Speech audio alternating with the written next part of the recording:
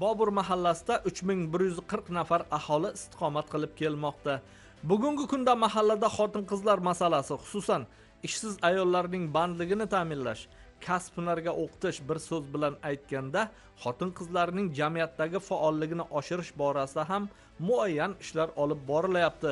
Jumladan, ko'rilgan chora-tadbirlar natijasida ayollar daftarida turgan xotin-qizlarning 95% ro'yxatdan chiqarilishiga erishildi. Mahalla yettiligi tavsiyasiga ko'ra, mahallada yashovchi 21 nafar xotin-qizlar o'quv markazlarida to'lovlarsiz o'qitildi. Ahamiyatli mahalla yettiligi tomonidan bugungi kunda ham bu kabi dolzarb ishlar jadal davom ettirilmoqda.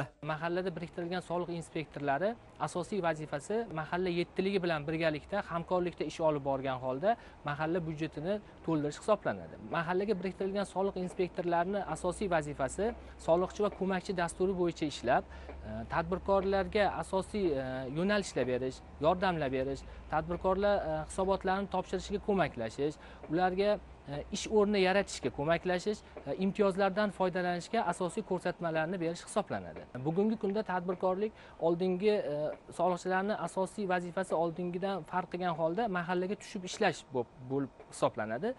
Mahallaga biriktirilgan har bir inspektor kun davomida mahallada bo'ladi va o'z vazifalarini mahallaga taqsimlangan holda olib boradi. Soliq inspektorlari mahalladagi tadbirkorlarni ko'rib, yuzma-yuz gaplashib, ularga duch keladigan muammolarni ko'rib, hal qilib berishi asosiy vazifasi va yo'llanmasi hisoblanadi. Bugungi kunda davlatimiz yaratib bergan imkoniyatlardan yana biri tumanni tadbirkori soliq inspeksiyasiga borgan holda o'z muammolarini hal qilardi. Hozir o'z mahallasida o'zini har bir soliq xodimlariga yaratib bergan xonalari bor. O'sha xonalarga kelgan holda tadbirkorlar bilan uchrashib, ularning muammolarini o'tirgan holda mahallada hal qilmoqda.